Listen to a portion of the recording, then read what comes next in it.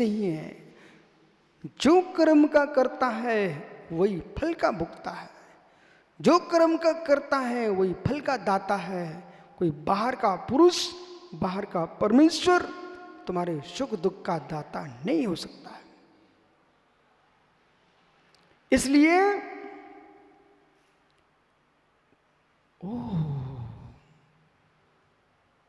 परमात्मा को खुश करने की इच्छा मत कीजिए, परमात्मा को खुश करने की इच्छा मत कीजिए, परमात्मा को खुश करने की इच्छा मत कीजिए। सभी मुमुक्षु ध्यान दो मैं क्या बोल रहा हूं। परमात्मा को खुश करने की इच्छा मत कीजिए, निज आत्मा को प्रसन्न करना सीखिए।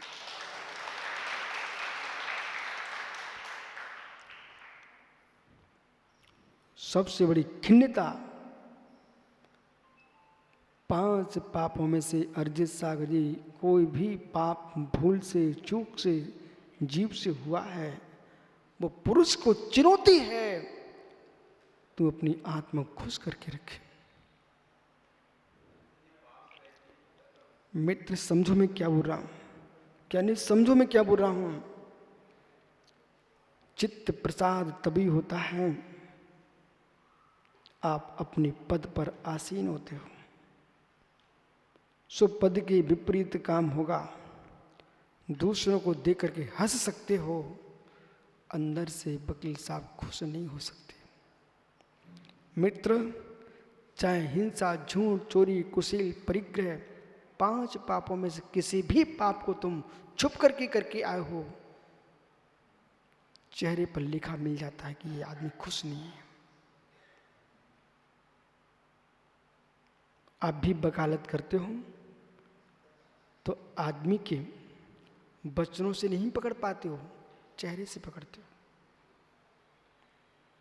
बहुत सारे मायावी लोग आते हैं, वो वचन ऐसे सुंदर सुनाते हैं कि सत्यवादी तो झूठा हो जाए और झूठा सत्य हो जाए, लेकिन सच्चा न्यायाधीश, सच्चा जो प्रवक्ता है, वो समझ लेता है कि लंबी लंबी बातें हाँक रहा है, इसका मतलब है कहीं कमजोरी इसी के अंदर है। जो सत्यार्थ भूतार्थ समीचीन व्यक्ति होता है वो सफाई नहीं देता, ज्यादा सफाई नहीं देता वो ज्यादा।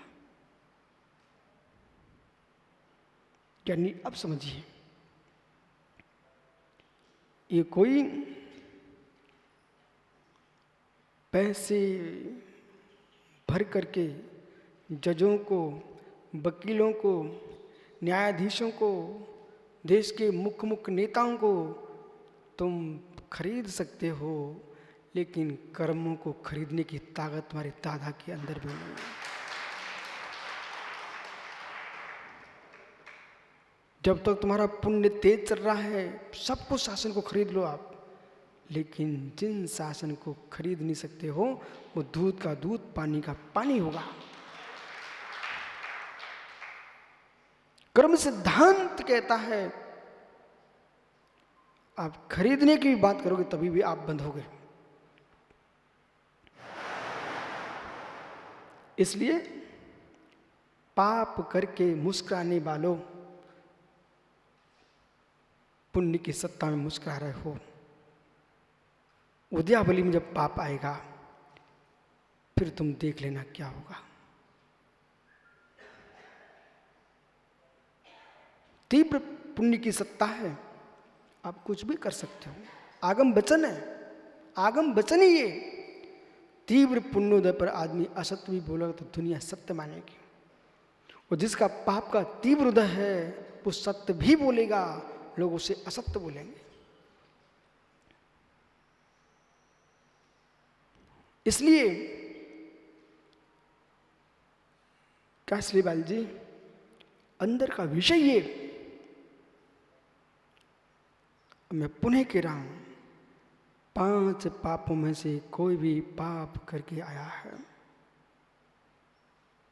मुस्कुरा नहीं पाएगा। अजित सागर जी,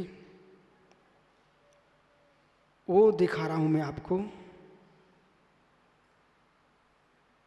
लोग पाप करके अनिल वकील को खुश करना चाहते हैं, जिससे मैं केस जीत जाऊं। पाप करके वकील को खुश कर रहे हैं, न्यायाधीश को खुश कर रहे हैं, करोड़ों भर रहे हैं।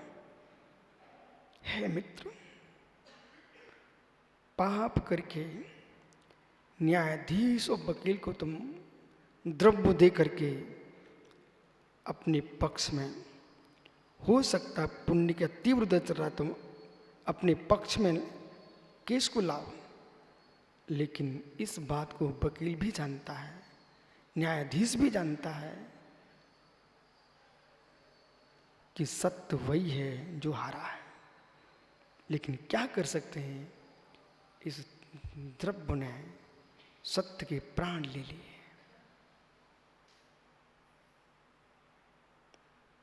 बेटा,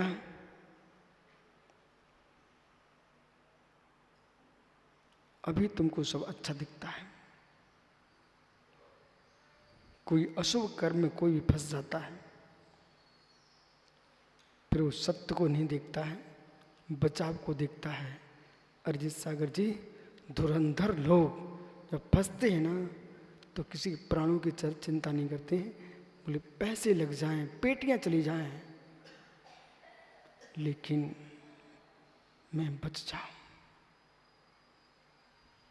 एक अपराध कर लीजिए आप जीवन में, सैकड़ों अपराध अपने आप हो जाएंगे। एक अपराध कर लीजिए,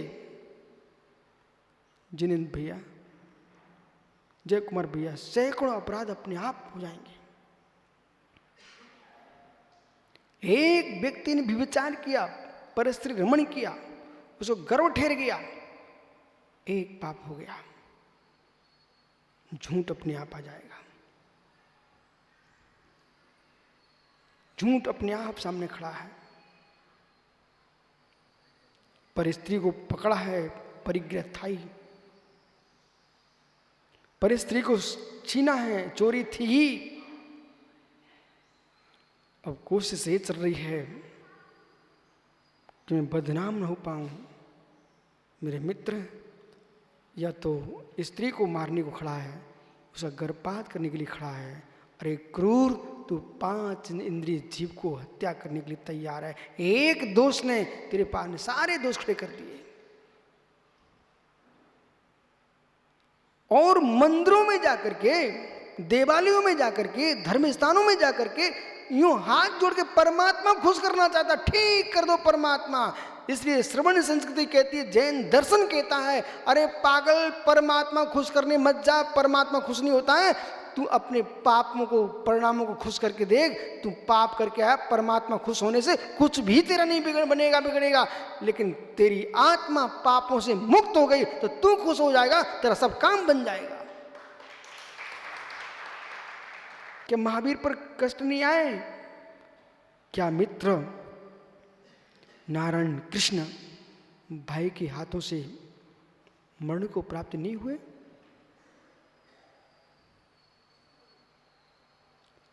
बलभद्र एक चुल्लू पानी नहीं पिला पाए अपने भाई को। ओह करम, जन्म हुआ तो जेल में हुआ, मरण हुआ तो जंगल में हुआ।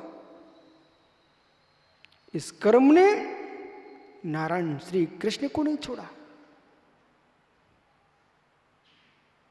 नारायण श्री कृष्ण का जन्म कहां हुआ?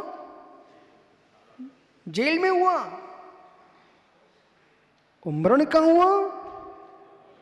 जंगल में हुआ। बड़ा भाई बलभद्र बलराम आपकी महाराष्ट्र में मांगी तुंगी पानी लेने गए थे, पानी लेने। गुफा से, जलाशय से जब तक पानी लेके आ पाए, तब तक जरद कुमार के बाण से नारायण श्री कृष्ण के प्राण पर खड़े चले गए।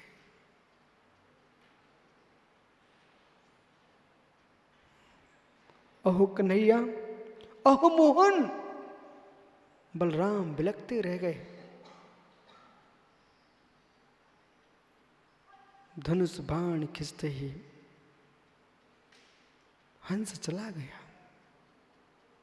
इसलिए राजू, बड़े बड़े पुण्यात्मा जीव भी जब कर्म से परेशान हो जाते हैं तो सामान्य जीवों की क्या बात है। मित्र, कर सको प्रसन्न तो अपने आत्मा को प्रसन्न रखो।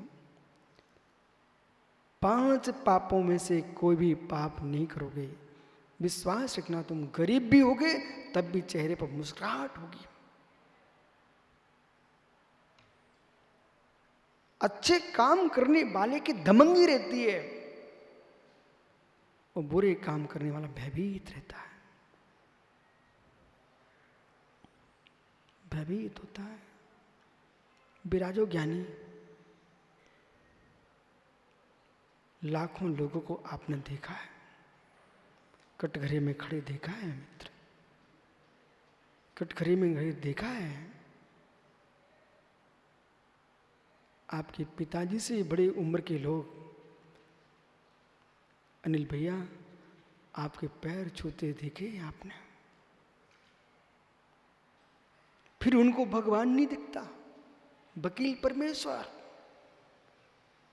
और न्यायाधीश महापरमेश्वर।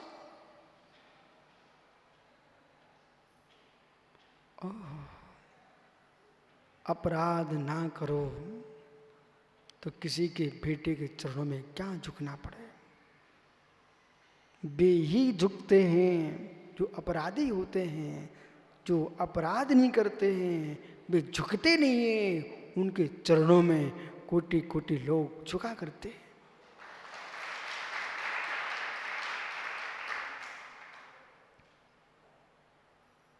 बेटों से पिताजी कहलवाना सरल है, पोतों से दादा कहलवाना सरल है, बाहर के लोगों से भगवान कहलवाना सरल है। अपने निज के भावों से तुम दादा कहलवा लो तब तुमको जाने दादा।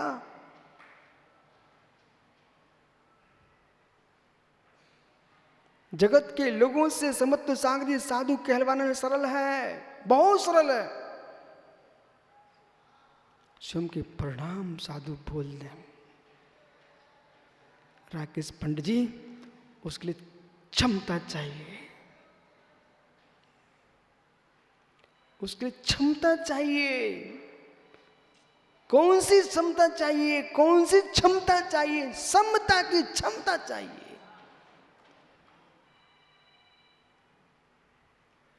एक गाथा क्या कह रही है? 138 नंबर।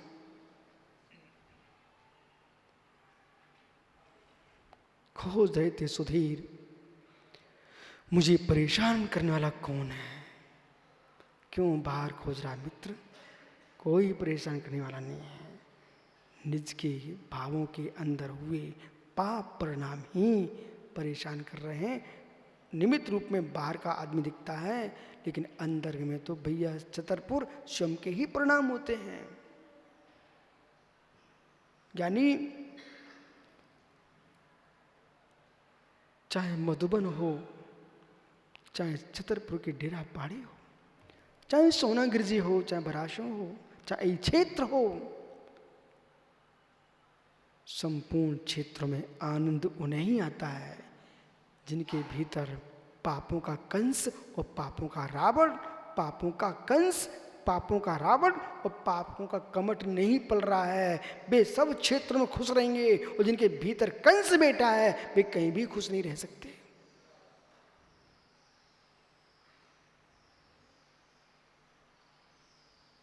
इस सत्य का एक दिन भेदन करो, इस सत्य का एक दिन भेदन करो।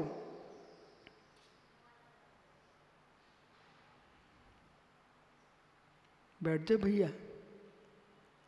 मालूम, ये प्रसन्न सागर महाराज जी का भैया है। भैया फिर से खड़ा हो जाए एक बार।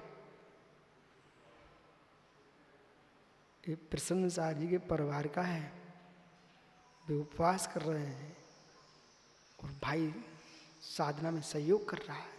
सबके भैया ऐसे हों।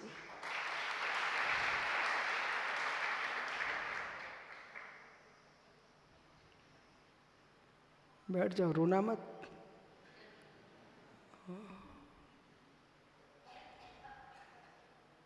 एक भाई तपस्या कर रहा हो, दूसरा भाई घर छोड़ के सेवा में लगा हो। मित्र आइए,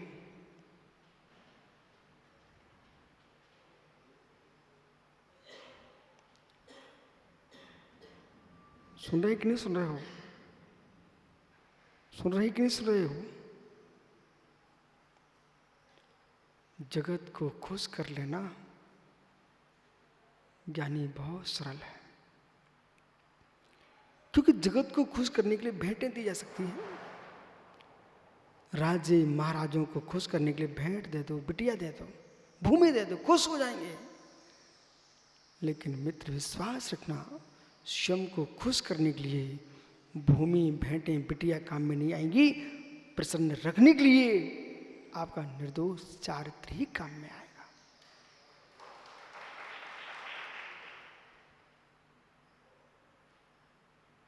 धर्म नीति के पास आओगे आप तो जगत की नीतियां तुम कांटे से चुभेंगी।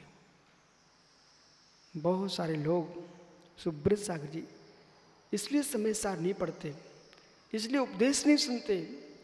यदि मैं विशुद्ध सार को सुन लूंगा, समय सार पढ़ लूंगा, तो जो मैं लोक में उपद्रव कर रहा हूं ना, इन उपद्रवों करने की क्षमता समाप्त हो जाएगी।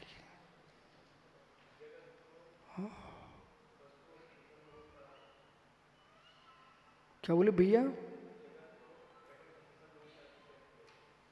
क्या बोले भैया?